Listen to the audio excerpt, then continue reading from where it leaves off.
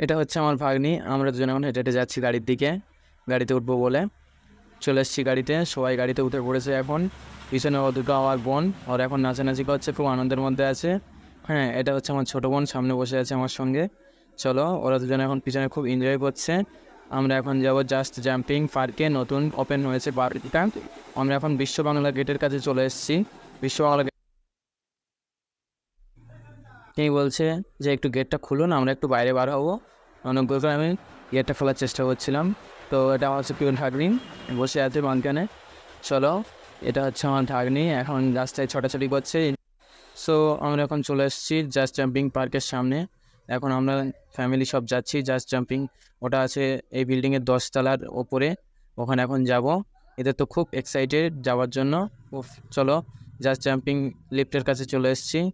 দিদিভাই লিফট খুলেছে, এখন ভিতরে প্রবেশ করব। সব আস্তে আস্তে ভিতরে প্রবেশ করছি এখন। আমরা এখন যাব 10 তলায়। চলো, সব ভিতরে চলে আসলাম। হাইপ হচ্ছে এখন, ভীষণ এক্সাইটেড সবাই ভিতরে যাওয়ার জন্য। চলো, ওপরে এসে দেখি ভীষণ ভিড়। ওরা বলছে আমরা ওয়াশরুমটায় ঘুরে আসি, আমরা বলে যে আমি বাইরে ওয়েট করছি তোর জন্য। ওয়েট করছি আমি বাইরে। তারপরে ওরা ওয়াশরুম থেকে আসার পরে টিকিট কাউন্টারে চলে গেলাম টিকিট কাটার জন্য। টিকিট কাউন্টারে এসে দেখি ওখানেও ভীষণ ভিড়। দিদিভাই হাই করে দিলে একটু। এটা হচ্ছে আমার মা, এটা আমার ছোটো বোন, মন খারাপ। এটা হচ্ছে আমার ভাগ্নি। চলো, এটা ভাগ্নি দেখছে কি করে। এটা হচ্ছে আমার ভাবি। হ্যাঁ, এটা হচ্ছে মাহির। মাহির মাহির তো যাওয়ার জন্য লাফাচ্ছে, এক্সাইটেড ভীষণ। চলো মাহির, টিকিটটা কেটে আসি। টিকিট কাটতে গেলাম কাউন্টারে, দিদিভাই আমাকে বোঝাচ্ছে প্রসেসগুলো, কীভাবে কী করতে হবে, কজনের কি টিকিট কাটতে হবে, টিকিটের প্রাইস কী আছে, সবগুলো আমাকে ডিটেলসে বলছিল যে এরকম এক। চলো, বাচ্চাগুলোকে দেখে নিল দিদিভাই টিকিট কাউন্টারে। বাচ্চাদেরও সেম টিকিট, 850 টাকা করে পড়বে, আমাদেরও 850 টাকা করে পড়বে। দিদিভাই একটা ফর্ম দিল, ফর্মটা আমরা সব ফিল আপ করে কমপ্লিট করে দিলাম দিদিভাইকে। দিদিভাই এখন ফর্মটা নিয়ে নিল, নিয়ে কম্পিউটারে সাবমিট করছে। টোটাল 6টা টিকিট হবে আমাদের। 6টা টিকিট দিদিভাই এখন কম্পিউটারে সব সাবমিট করে দিচ্ছে টিকিটগুলো। ভাগ্নি আমাকে বলছে মাম্মা। হ্যাঁ, চলো, টিকিট কমপ্লিট করার পরে দিদিভাই আমাকে টিকিটের সব প্রসেসগুলো বলে দিচ্ছে, কে কে যেতে পারবে। ঠিক আছে, সব প্রসেস। চলো, এবার টাকাগুলো সব গুনে দিয়ে দিলাম, 5,000 টাকা ক্যাশ পুরো গুনে দিয়ে দিলাম দিদিভাইকে। হ্যাঁ, দিদিভাই আমাকে 6টা টিকিট কত কি নিচ্ছে নিচ্ছে, আমি বলছি সব দিচ্ছে।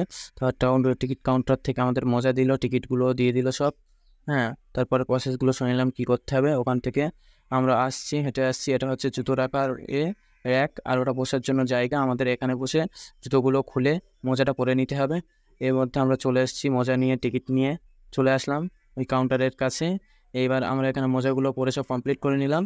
তারপরে টিকিটগুলো সব যে যার গায়ে মেরে দিতে হবে, না মারলে ভিতরে আমাদের এন্ট্রি নিতে দেবে না। প্রথমে ভাবির হাতের ওপরে টিকিটটা একটা মেরে দিলাম, জাস্ট ভালো করে। ঠিক আছে, তারপরে নেক্সট টিকিটটা আমার দিদিভাইয়ের গায়ে আমি মেরে দিলাম আস্তে আস্তে।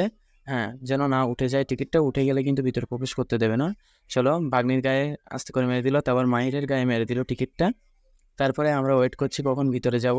হ্যাঁ, ফাইনালি সব কমপ্লিট হওয়ার পরে আমরা ভিতরে চলে আসলাম। ভিতরে এসে দেখি ও খুব সুন্দর জায়গা। সো আমার দিদি বলছে যে আমি একটু লাফাবো, বলে নে লাফা। বলে বলতে না বলতে ও লাফানো শুরু করে দিয়েছে তিড়িং বিড়িং করে। ঠিক আছে, ও বলছে দারুণ লাগছে এখানে। তার মধ্যে ওদেরকে আমি নিয়ে ওদিকে গেলাম। এর দুজন বলছে দেখ আমাদের কেমন লাগছে। তার মধ্যে না বলতে ফের ছুটে ওখান থেকে ওটা পার হচ্ছিল, ওদিকে পড়ে গেল। তার ওদিকে ইনি বলছেন যে আমি যাচ্ছি, দাঁড়া তুই কেমন গিয়েছিস, আমি যাচ্ছি দেখ, তোর দ্বারা কিছুই হবে না। বলতে না বলতে আস্তে আস্তে পার হচ্ছে, ওই যে খুব সুন্দর পার হয়েছে। তারপরে একে আমি দেখাচ্ছি যে আমার ফোনের ক্যামেরাটা দেখ কত সুন্দর, তুই তো ফোন রেকর্ডিং করছিস, আমার ক্যামেরাটা দেখ, জাস্ট ওয়াও। ঠিক আছে, বলে এবার আমি ওখান থেকে চলে আসলাম।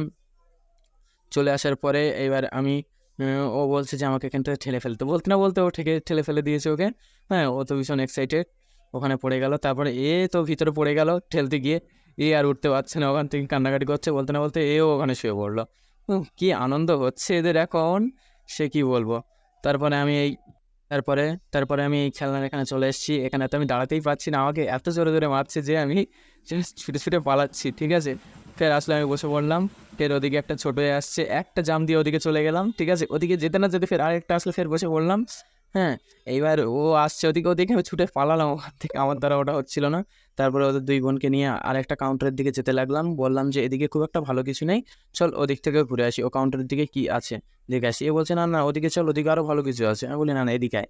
এদিকে আসার পরে ও বলছে যে আমি ভিতরে যাই। ভিতরের দিকে গেলাম, ভিতরে গিয়ে দেখি আরও অনেক কিছুই আছে ভিতরে। তারপরে দেখার পরে ও বলছে যে উফ, নাচ দিচ্ছে যে এত আনন্দ হচ্ছে এদিকে এত কিছু দিকে, ও দেখে নাচ দিচ্ছে যে আমি কখন উঠবো এর উপরে।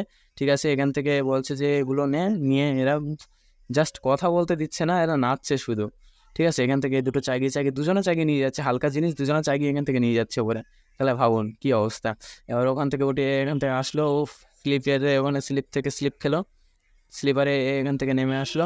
তারপর স্যার আরেকজন উঠলো, ও তো এর অবস্থা দেখুন, এই দেখুন এই দেখুন, ওই হুবড়িতে পড়ে গেল স্লিপার থেকে। তারপরে ওখান থেকে ও উঠে আসলো, ও বলছে আমি আর যাবো না। তারপরে ওরা দুজন আমাকে ধরেছে যে আমাকে যেতেই হবে না, আমি বললাম আমি যাবো না, আমার ভয় লাগে এসব। তারপর ওদের দুজনকে ওখান থেকে আস্তে আস্তে নিয়ে চলে আসলাম। অন্য কাউন্টারের দিকে যাচ্ছিলাম আমরা সবাই মিলে, বলি চল অন্য কাউন্টারের দিকে দেখে আসি কেমন ওদিকে কেমন কি আছে।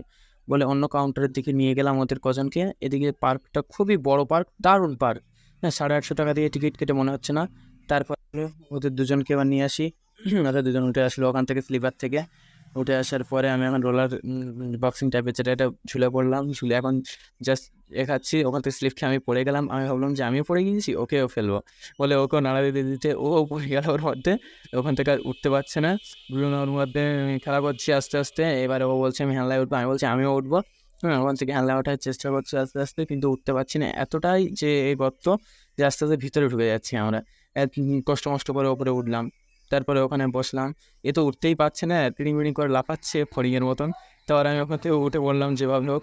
ওঠার পরে আমি ভাবছিলাম ওখান থেকে বয়ে বয়ে এদিকে চলে আসবো, পার হয়ে আসবো, কিন্তু আজ থেকে হুট করে আমি সব পড়ে গেলাম ওখানে। তারপর ওখান থেকে আমি হামাগুড়ি দিয়ে ওপরে উঠে গেলাম। ওপরে উঠে যাওয়ার পরে দিদিভাই এখানে এসছে বাস্কেটবল খেলবে বলে। বাস্কেটবল এ তো পারলো না বলতে, কিন্তু এ বলছে আমাকে যে তুই পারবি না। ও তো দুবার দিয়ে পালিয়ে যাচ্ছে, আর এ তো একবারই খেলবে একবারই ঢুকে যাবে। এই দেখুন, ওই দেখুন ইয়েস, 1 পয়েন্ট পেয়ে গেল দিদিভাই। এ তো পাচ্ছেই না টোটালি, এ শুধু ফেলছে আর ওখান থেকে ছুটে ছুটে চলে আসছে, ফেলছে আর ছুটে ছুটে চলে আসছে। এ ফের আরেকবার দিল, চলে আসলো। কি লাফাচ্ছে দেখুন, এত এনজয় করছে আর কি বলবো।